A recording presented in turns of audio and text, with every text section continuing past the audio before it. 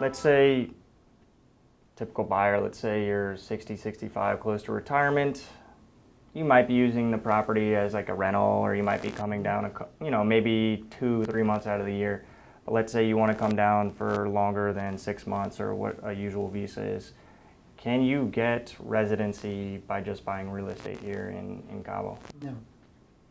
No. You do have a benefit of conveying that you are more related as far as a regular tourist is. And those arguments can serve the process of residency, but it doesn't convey, the ability to have ownership right away simply because you're buying. You can have an appointment made with the Immigration Institute and say, look, I am looking into investment opportunities in Mexico. And that would help the conversation of your steps towards residency. But it's also a step, a system that's set up to go, from one, then you get the laminated card that you can get with a Mexican consulate. And with the laminated one, which is still the 6 months, then you have the other process to go. The specialty of immigration law firms in Mexico is to explain the process, that it takes time. If you happen to be married to a Mexican national, that's easier, same as in the States. But if you just have that investment to go on, then you're basically looking at almost the same process of someone that wants to spend more of their time there, because they do have to explain to the immigration authorities where your money is going to come from, because during the time that you will be living here, you probably won't be able to work. And so you have to show with bank records and say, how is it that you're going to be living here without working? Because until you are allowed to work, which is, this residency part, it's kind of like a green card that you get in the States. Before you become a U.S. citizen, you can be a permanent resident in the States and have the green card and have the ability to work. But in that process, that's where things get tricky, because you are, for a irregular tourist visa, it's 6 months and it doesn't allow you to work. But if you say, look, I want to spend more than those 6 months, then you approach the authority and say, well, what's the path towards residency? And one of the requirements is, not requirements, but basically you have to show how is it that you're going to live during this time here in Mexico. And it certainly helps that, hey, by the way, I am planning on spending a substantial amount of money towards this. People have, after the pandemic, looked into residency more and more, both from Canada and from the U.S. People have approached Mexico as a friendlier jurisdiction, as a less invasive or more private, government, let's say.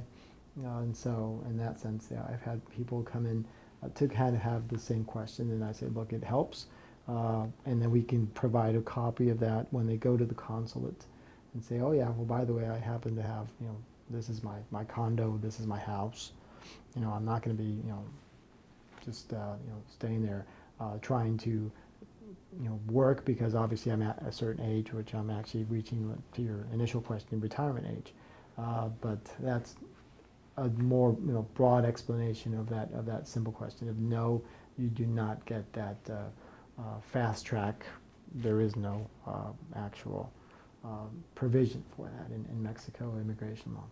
Nice. Yeah, personally, I was able to get, like you said, through marriage, permanent residency, and obviously working here. But I know neighbors from Toronto, and they were, because I got it fairly easy, and I didn't have to go through that process, so I wasn't like, I didn't really know what it was, because I went through a different process. But they were all excited that they got permanent residency, and I think they were here for 3 or 4 years that it took for them to do that. Yep. So they started the process, and I think along the way they got benefits, like you're saying, above an FMM tourist visa, right? But it took time. So it's not like you come down here, you buy a process, and then they're just handing you residency or even citizenship like candy, right? It's not like that. No, it's not like that. And it's actually, it's kind of funny. They have a provision in the Mexico immigration system where if you happen to be married to a Latin American, that actually helps. It's actually a reverse part. So if you happen, I'll be like, oh, I have Colombian or Chilean or Argentinian one. Oh, well, then you have kind of like the same, roots or family roots related to Latino culture, and so that's kind of like a process that you can have it easier than it's just a Mexico national. But if you're, oh, I have Viking in my blood or something like that, well, it's obviously not going to help other than just staying in Mexico, being in Mexico, loving the country, and then obviously getting when you become a citizen, you have to know the national anthem and certain things that and certain Spanish skills as well for that. Yeah, I'm not looking forward to the citizenship test there, but that's a whole nother story. Cool. Well, thank you for your time, Eduardo. On this one, we'll just have a little outro for you. What is the best way for somebody to get in contact with you? Sure. Email is probably the best way. Info at jetslaw.com. It's JETZLAW.com.